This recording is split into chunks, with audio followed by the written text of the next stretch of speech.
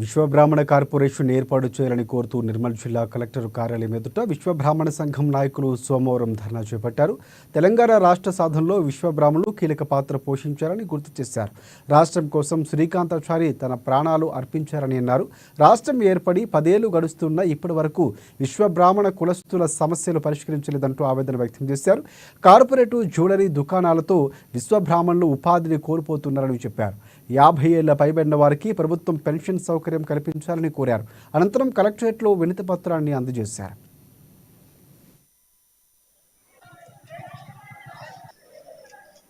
గత 10 సంవత్సరాలే కాకుండా మన రాష్ట్ర ఏర్పాటుకు నాంది పలికిన ప్రొఫెసర్ జయశంకర్ సార్ మరియు శ్రీకాంతాచారి బలిదానం అయినప్పటికీ మా విశ్వబ్రాహ్మణుల యొక్క 5 దాయిల సమస్యలు ఆ విధంగానే ఉన్నాయి. మరి ఏ రాష్ట్ర ప్రభుత్వాలు వచ్చినప్పటికీ కల్లిబల్లి మాటలు చెప్తూ మరి ఎన్నికల్లో మరి ఓట్ బ్యాంక్ రాజకీయాలు ఉపయోగించుకుంటూ ఏ ప్రభుత్వాలు కూడా మమ్మల్ని ఆదుకునే సందర్భాలు లేవు.